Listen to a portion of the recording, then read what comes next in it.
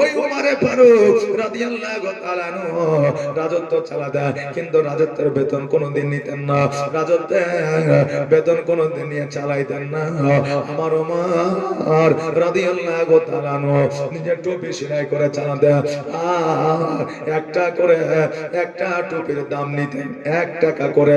ওই টুপির দাম নিতেন, 20টা টুপি সেলাই করেছে, আর তার সেনাকে দিয়ে বলেছে এই টুপিটা তুমি বাজারে গিয়ে বিক্রি করে আসো।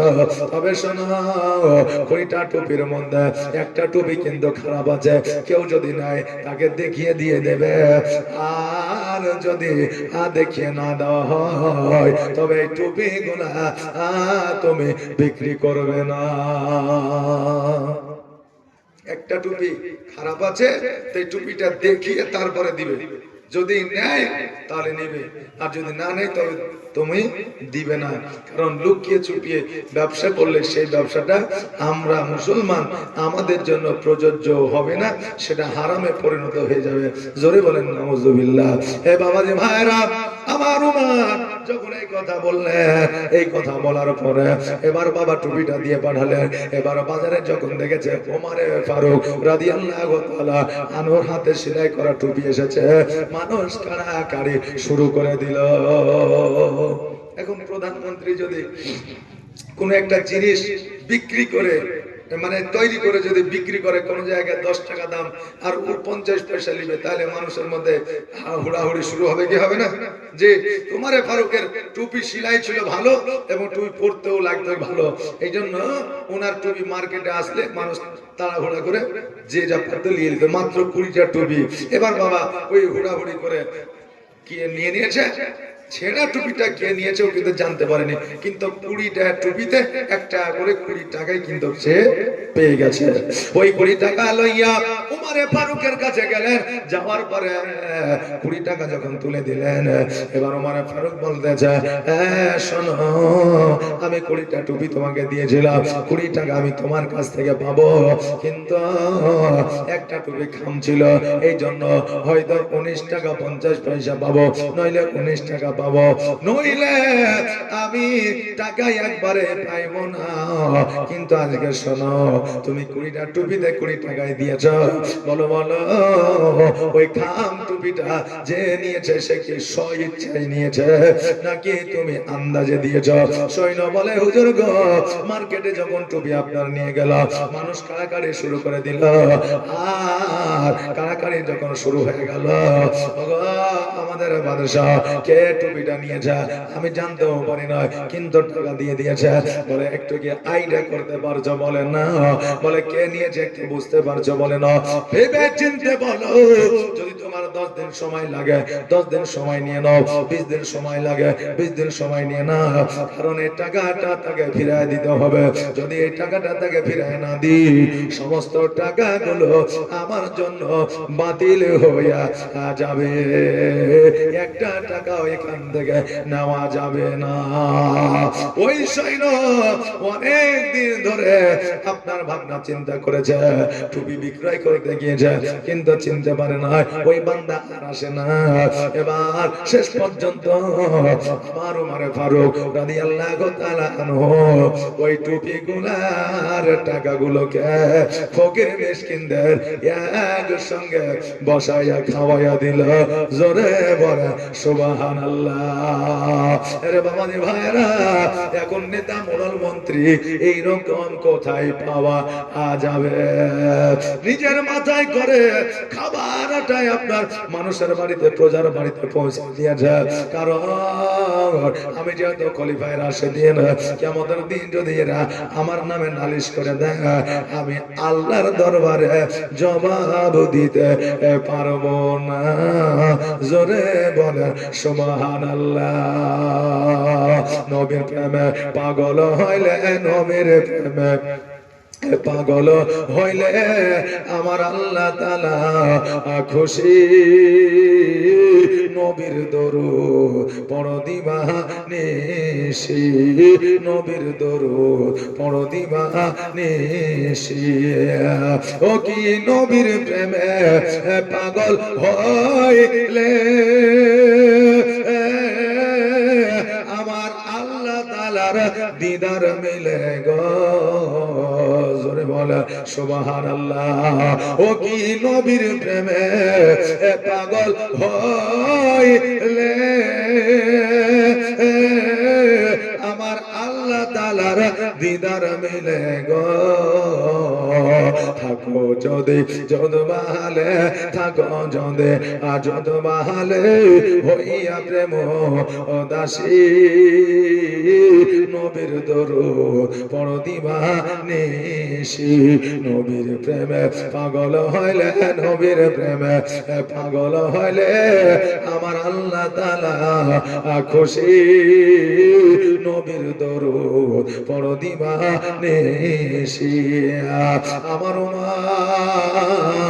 রাদিয়াল্লাহু তাআলা এইভাবে বাবা আপনার রাজত্ব করেছিলেন যে ইতিহাস আপনাদের ইমাম আমার কাছে বসে আছে আজকে উনিও গ্র্যাজুয়েশন কমপ্লিট করেছে আপনার ভারতের ইতিহাস পড়েছে আলিয়া বোর্ডের ইতিহাস পড়েছে আমি যেটা আগে বললাম যে ওসমান গনির ব্যাপারে ভারতের ইতিহাসে লিখেছে উনি নাকি নিজেদের মধ্যে রাজত্বের সম্পদ বিলি বন্টন করেছে এই জন্য পাথরের আঘাত করে তাকে ইহ জগৎ ছেড়ে পর জগৎ গমন করাইছে জোরে বলেন নাউজুবিল্লাহ আরে বাবা যে ভাইরা যে নবীর প্রেমিক হয় যে নবীর আশিক হয় যে নবীর পথ অবলম্বন করে চলে সে কোনদিন নিজের ভালাই চায় না অপরের ভালাই চায় আমার হযরত আলী রাদিয়াল্লাহু তাআলা আনহু যখন বাবা আমার ফাতেমাকে বিবাহ করবে ওই সময়ে আমার আলী রাদিয়াল্লাহু তাআলা আনহুর কোনো টাকা পয়সা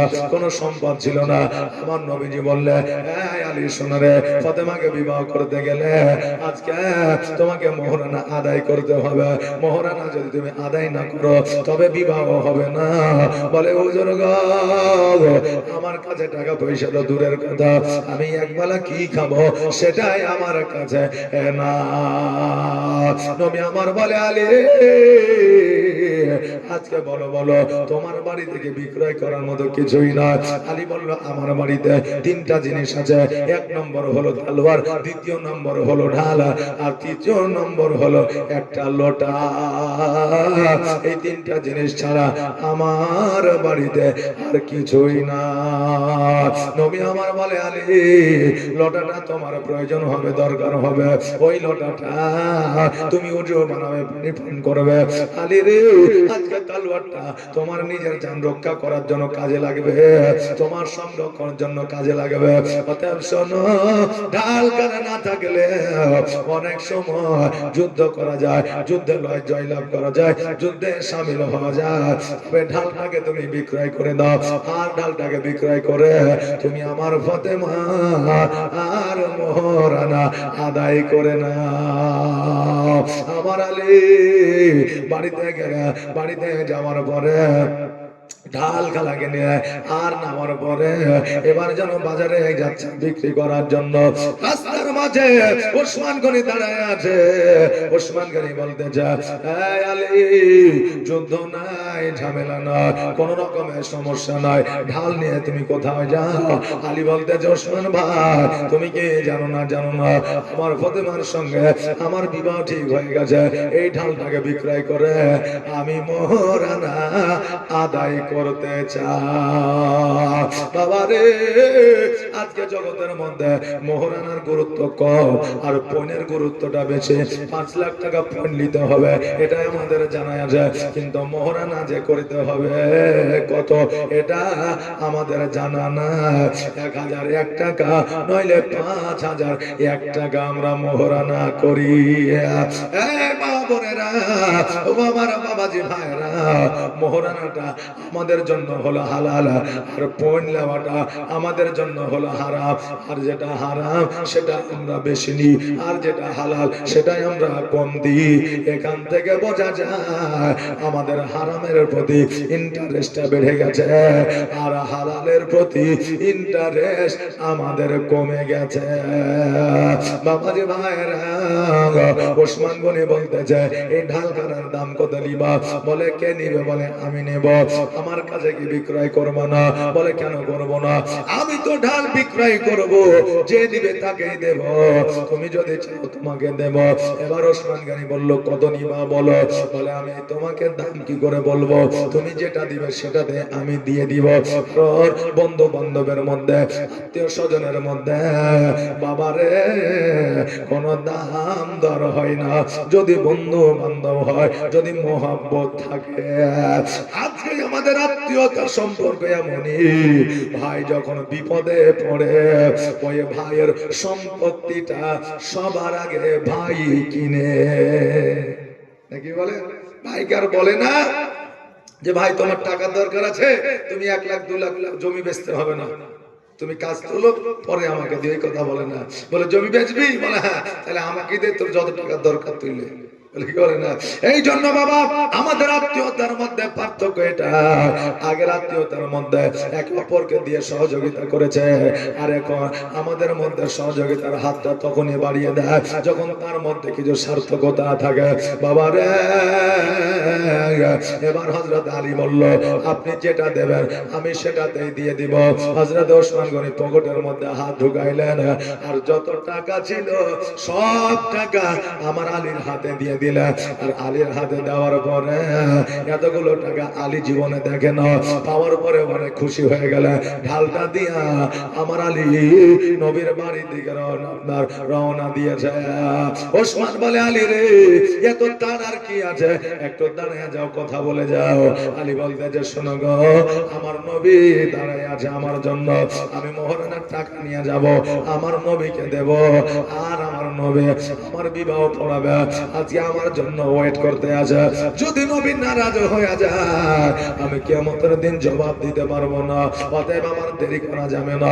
ওসমান গনি বলল আলী বেশি দেরি করাবো না, একটু দাঁড়িয়ে যাও। বলে কি বলছো বলো। বলে আলী রে, আজকে তোমার ফাতেমার সঙ্গে বিবাহ হয়, আজকে তুমি কি আমাকে দাওয়াত দিবা না? আলী বললে যে ভাই রে, আজকে যদি আমার টাকা থাকতো, পয়সা থাকতো, ধন সম্পত্তি থাকতো, আজকে তোমাকে শুধু দাওয়াত নয়, আমি খুশিতে সারা আরবের মানুষকে দাওয়াত দিতাম। জোরে বলুন সুবহানাল্লাহ। হে বেরাদার, আল্লাহ যাকে টাকা দিয়েছে তাকে মন মানসিকতা দেয় না, আর আল্লাহ যাকে টাকা দেয় না তাকে মন মানসিকতা দিয়েছে। যারা বড় লোক ধনী আছে, পাশের বাড়িতে যদি খেতে না পায় তাদেরকে 100 টাকা দেবে না। যদি একটা এতিম বাচ্চা রাস্তা রাস্তা ঘুরে তাকে 100 জায়গা দেবে না। কিন্তু লক্ষ লক্ষ টাকা খরচ করে বাড়িতে বিলাইতি কুকুর পুষবে। এইটা হলো আমরা মানুষ রে বাবাজি ভাইরা। আজকে দেখেন আমার ওসমান গনি বললে আমাকে কি দাওয়াত দিতে না? বলে কেন দিতাম না, কিন্তু আমার ক্ষমতা নাই, আমি তোমাকে খাওয়াবো। বলে তোমার যদি ক্ষমতা থাকতো তুমি আমাকে দাওয়াত দিতে কিনা? বলে হ্যাঁ আমি দাওয়াত দিতাম। বলে তুমি যদি আমাকে দাওয়াত দিতে তোমাকে একটা উপহার দিতে হতো। বলে হ্যাঁ। আলী রে, আজকে ঢালটা তোমার কাছ থেকে কিনে নিলাম। বলে হ্যাঁ। এখন আমার? বলে হ্যাঁ। বলে আমি ফাতেমার বিবাহতে আমি ঢালটা পুনরায় তোমাকে উপহার দিয়ে দিলাম। জোরে বলেন সুবহানাল্লাহ। ওই আলী ঢালটা নিয়ে আমার নবীর কাছে হাজির হইলেন। আমার নবীজি বলতে আলী কি ব্যাপার, তুমি কি ঢাল বিক্রি করনি? বলে হুজুর গো, আমি ঢাল বিক্রি করেছিলাম, কিন্তু ঢালটা আবার পুনরায় আমাকে দান করেছে, উপহার দিয়েছে। বলে কে? বলে ওসমান গনি। নবী আমার বলে আলী, এই জন্য আমার ওসমান গনি গুনাহের খাতা আমার আল্লাহ বন্ধ করে দিয়েছে। জোরে বলে সুবহানাল্লাহ।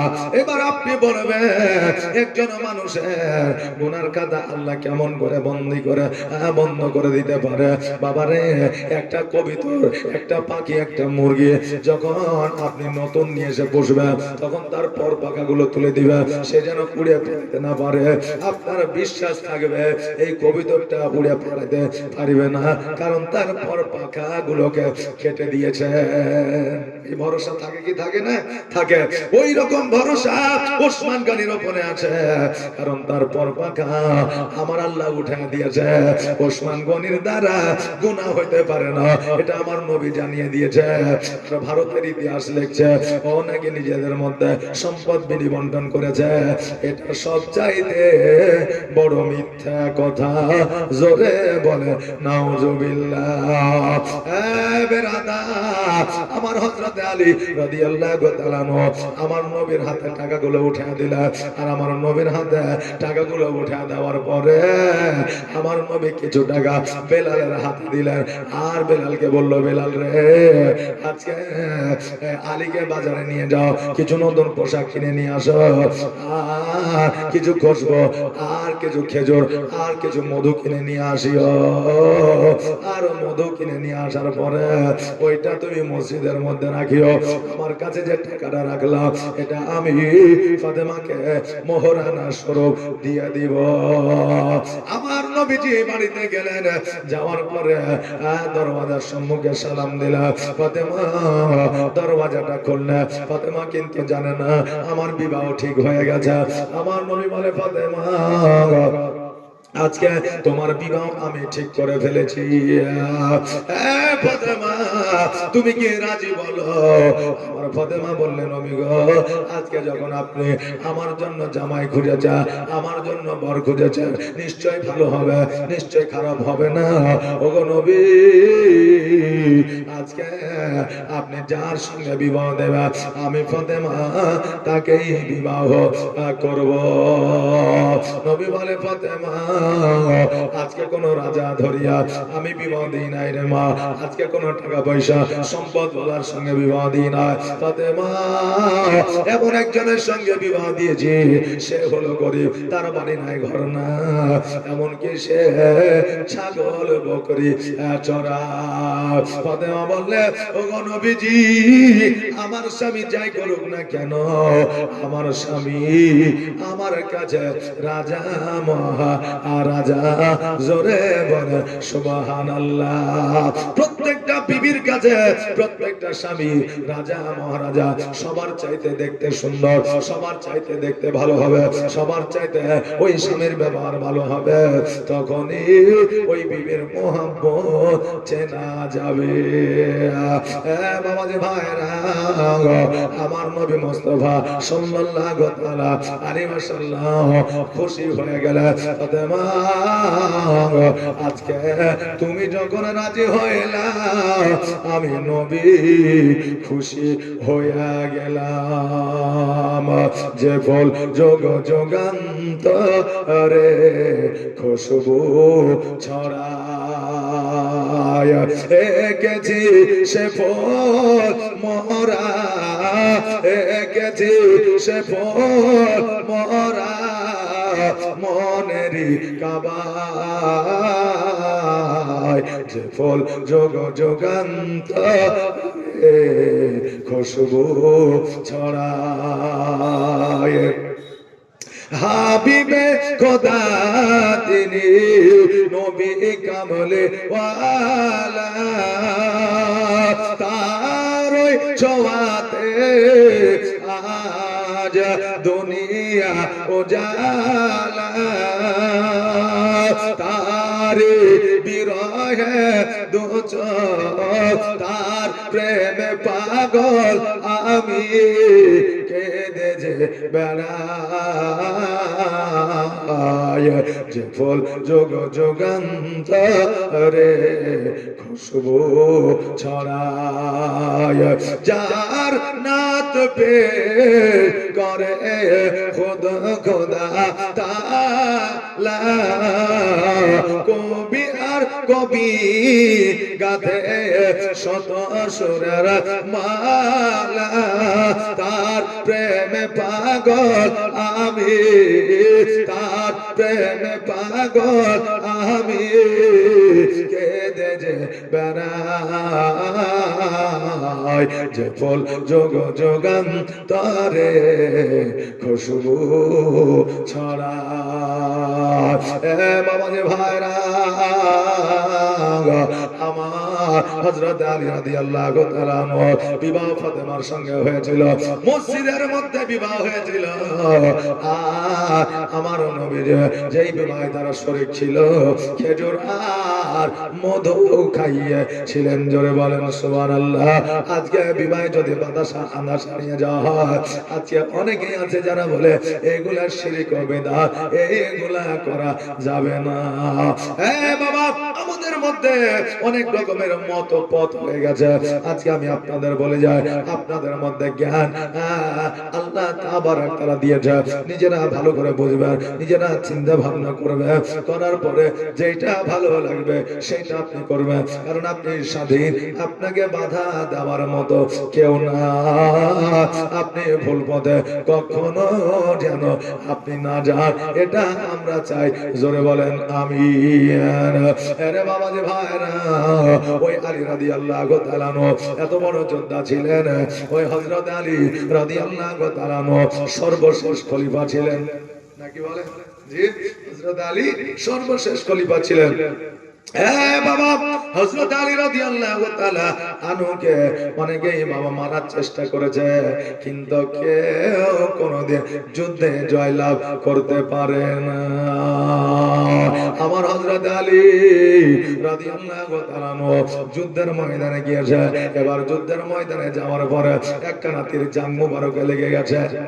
জি, জান মুবারকে একখানা তীর লেগে গেছে। এই পার থেকে ওই পার হয়ে অর্ধেকটা এই পারে আছে, অর্ধেকটা ওই পারে আছে, জাঙ্গের মধ্যে গেঁথে থেকে গেছে। এবার সকল সাহাবীরা হযরত আলী রাদিয়াল্লাহু তাআলা আনহুর জান মুবারক থেকে তীরখানাকে বার করার চেষ্টা করে, কিন্তু তীর বার করতে পারে না। কেননা ব্যথা বেদনা যন্ত্রণায় আলী যেন তীরখানাকে বার করতে দেয় না। একটা কাঁটা যদি ঢুকে বেলের বা আপনার কুলের, আপনার আমাদের কত কষ্ট হয় রে বাবা, না হয় না? তত বড় একটা তীর বিষ মাখানো, অর্ধেকটা ঢুকে আছে। তীরের মধ্যে গাছ থাকে, তীর বার করলে কতটা যন্ত্রণা ব্যথা বেদনা হবে। আজকে আমাদের যদি ফোড়া হয়, আমাদের ওই ফোড়াটা গালতে গেলে ব্যথার ইনজেকশন আমাদেরকে দিতে হয়, কিন্তু তখন ব্যথার ইনজেকশন ছিল না রে বাবা, কোন রকমের অ্যান্টিবায়োটিক ছিল না। আলী রাদিয়াল্লাহু তাআলা আনহু ওই দেখেন বাবা, তীরখানা যেন বের করতে দেয় না। আমার আল্লাহ জিবরিলের মাধ্যম দিয়ে বলে পাঠিয়ে দিলেন, যাও যাও আমার নবীর সাহাবীদের জানিয়ে দাও, আজকে কিয়ামত পর্যন্ত হযরত আলীর ওইভাবে যদি জান মুবারক থেকে তীর বার করতে যাও, তীরখানা বার করতে দেবে না ব্যথায় বেদনা। তবে কি করা যায়? বলে একটা কাজ আছে, একটা সুযোগ আছে। ওই সুযোগটা হলো হযরত আলী যখন নামাজে দাঁড়াবে তখন তীরখানা বার করতে বলবে, খবরটা আমার নবীর সাহাবীদের বলে দাও। এবার হযরতে জিবরিল আমিন জগতের মধ্যে আসলেন, আসার পরে সাহাবীদের বললেন, আল্লাহর নবীর সাহাবীরা, এই হযরত আলী তীরখানা তখনই বের হবে যখন আলী নামাজে দাঁড়াবে। হযরত আলী রাদিয়াল্লাহু তাআলা আনহু যখন বাবা নামাজে দাঁড়িয়ে গেছে, তীরখানাকে বার করে নিয়েছে। আর ওই তীরখানাকে যখন বার করেছে, আপনার জান মুবারক মাংস গোশত গুলো পর্যন্ত আপনার ছিঁড়ে চলে এসেছে। তবুও রে বাবা আলী রাদিয়াল্লাহু তাআলা আনহু একটু উহু আহা পর্যন্ত করে নাই। জোরে বলেন সুবহানাল্লাহ। আরে বাবা ভাইরা, ওই জায়গাটাকে এবার বাবা বেঁধে দেওয়া হয়েছে। আপনি বলবেন কতটা সময় কি করে পাইল? বাবা শোনো, যারা মুমিন হয় মুত্তাকিন হয় তারা সময় নিয়ে আমার আল্লাহর ইবাদত বান্দি করে। আর আমরা মসজিদে গেলে হাকাম করে ঠুকা মেরে চলে আসি, নাকি বলেন? যত তাড়াতাড়ি পারা যায়। ইমাম সাহেবের আসরের নামাজের জামাত আছে 4:30, যদি 4:30 জায়গায় 32 হয়ে যায়, আমাদের ব্রেন সরে যায়। মৌলভী সাহেব দেরি কেন হইলো? 2 মিনিট দেরি করা কি দরকার ছিল? তাড়াতাড়ি যা, একামত দিয়েছে, নামাজটা পড়িয়ে দেয়। বাবা রে, আমার আল্লাহ কোরআনে বলেছে, ইয়া আইয়ুহাল্লাযীনা আমানুস্তাঈনু বিস-সাবরি ওয়াস-সালাহ। আল্লাহ বলে, হে ঈমানদার বান্দাগণ, তোমরা ধৈর্য ধারণ করো সালাতের মাধ্যমে, নামাজের মাধ্যমে। ইন্নাল্লাহা মা সাবিরিন, যারা ধৈর্য ধারণকারী হয় আমি আল্লাহ তাদের সঙ্গী হয়ে যায়। জোরে বলেন সুবহানাল্লাহ। এরে মামাদের ভাইরা, এবার হযরত আলী রাদিয়াল্লাহু তাআলা নামাজ কমপ্লিট করলে সালাম ফিরালেন, আর সালাম ফিরানোর পরে লক্ষ্য করছে তীরখানা আর নাই। এবার আলী বলতেছে, নবীজির সাহাবীরা, তোমরা কি আমার জাম মুবারক থেকে তীর বার করেছে? বলে হ্যাঁ। বলে তুমি কি জানতে পারোনি? বলে আমি জানতে পারা তো দূরের কথা, আমি একটু টের পর্যন্ত পাইনি। জোরে বলে সুবহানাল্লাহ। আমার আলী আমার আল্লাহর ইবাদত কিভাবে করতে একবার চিন্তা ভাবনা করে দেখে। আলী অনেক জায়গায় বর্ণনা দিয়েছে, আমি যখন নামাজের নিয়াত করে নামাজে দাঁড়িয়ে যায়, আমি নিজেকে আত্মসমর্পণ করি। নামাজ শব্দের অর্থই হলো আত্মসমর্পণ করা। আমি যখন নিজেকে আত্মসমর্পণ করি, আমার দুনিয়া বলে আর কিছু মনে থাকে না। যতক্ষণ পর্যন্ত আমার আল্লাহ আমার তাআলাকে সাক্ষাৎ না করে, ততক্ষণ পর্যন্ত আমি নামাজ সমাপ্ত করি না। জোরে বলেন সুবহানাল্লাহ। এই নামাজ হলো রে বাবা নামাজ। আর আমরা যাই জোর জবরদস্তি, আমরা শুধু পাহি তোলার জন্য যাই রে বাবা। তবে সবাই নয়, অনেকে মন থেকে নামাজ পড়ে, তাদের নামাজে আল্লাহ খুশি হয়ে যায়। আবার কিছু মানুষ নামাজের জোর জবরদস্তি যায়, নিয়াত করেন হয়তো অনুসাল্লিয়া লিল্লাহি তাআলা রাকাতের সালাতে, এই মলবির জাহাদে আমিও পারি নাই, এরাও ছাড়েন। আল্লাহু আকবার। জি, যারা জুলুম করে না গেলে খারাপ বলবে, বয়সে আছে বেটা বহুতে জ্বালাবে, তো নামাজে যাইতে হবে, মান ইজ্জতের সম্মানে পড়ে যায়, তাদের নিয়ত এইরকম হয়ে যাবে, বুঝলেন বেরাদার। এই জন্য আমাদের মন মানসিকতা ভালো রেখে আল্লাহর দরবারে আত্মসমর্পণ করে আমাদেরকে নামাজ আদায় করতে হবে। আমার আলী রাদিয়াল্লাহু তাআলা আনহু যখন বাবা জানতে পারে না, কাফেরেরা পর্যন্ত জানতে পেরেছিল যে আলীকে যদি শহীদ করতে হয়, নামাজের মধ্যে শহীদ করতে হবে, নচেৎ তাকে শহীদ করা সম্ভব নয়। আমার আলী রাদিয়াল্লাহু তাআলা যখন বাবা খলিফায়ে রাশিদিন ছিলেন, তখন বাবা এই ইসলামের প্রচার প্রসারে গিয়েছিলেন, এই ইসলামের দাওয়াত দিতে গিয়েছিলেন, বায়াত গ্রহণ করাইতে গিয়েছিলেন। আর হযরত আলী রাদিয়াল্লাহু তাআলা নামাজ পড়তে যখন গিয়েছিলেন, ওই নামাজরত অবস্থা তিনার গর্দানে ছোরা চালিয়েছিল, তলোয়ার চালিয়েছিল। বাবারা অন্য কোন ধর্মের মানুষ নয়, আমাদের ধর্মের মানুষ, তারা কিন্তু মুসলমান, কালেমা পড়েছিল, কিন্তু তাদেরকে মুসলমান বলা যাবে না, তারা হলো মুনাফিক মুসলমান। আমাদের মধ্যে মুনাফিক মুসলমান আছে না নাই বাবা? আছে। তারা ছিল মুসলমান, কিন্তু তারা মুনাফিক মুসলমান ছিল, তাদের ঈমান আমল ছিল না, তারা জান্নাতে যাবে না, আল্লাহ তাদেরকে ক্ষমা করবে না। ইবনে জিয়াদ ও কিন্তু মুসলমান ছিল, কিন্তু আমার নবীর কালমা পড়েছিল, কিন্তু সে মুনাফিক মুসলমান ছিল। আমার আলী রাদিয়াল্লাহু তাআলা আনহুকে নামাজ অবস্থায় যখন তলোয়ার চালিয়ে দেওয়া হলো, গর্দান কেটে গেল, হযরত আলী রাদিয়াল্লাহু তাআলা আনহু ইহ জগৎ ছেড়ে পর জগৎ গমন করলেন। একবার আওয়াজ দিয়ে বলেন, ইন্না লিল্লাহি ওয়া ইন্না ইলাইহি রাজিউন। আরে বাবা, ইসলামের জন্য যারা জীবন দিয়েছে তারা কখনো মুর্দা নয়, তারাকে মুর্দা বলা যাবে না। যদি মুর্দা বলা হয়, আমাদের ঈমান আমল টিকবে না, মরতে হবে।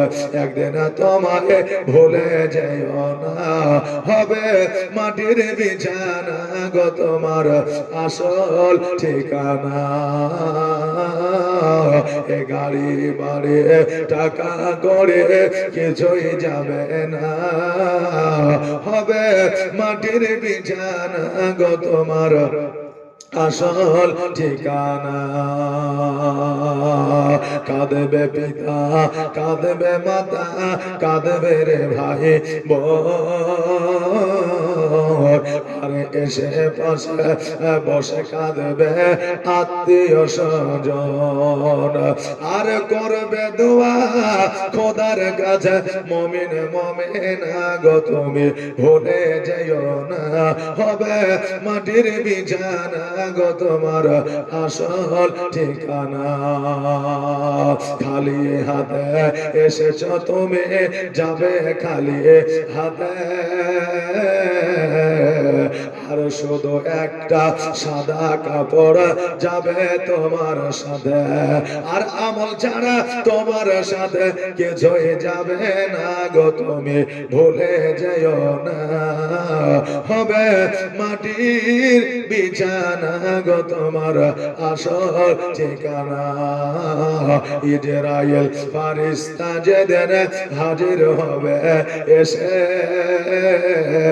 আরো ছল চাতুরে যতই কর জানবে রবে শেষে, আর চলবে না সেই দিন তোমার কোন বাহানা গো তুমি ভুলে যেও না, হবে মাটির বিছানা গো তোমার আসল ঠিকানা।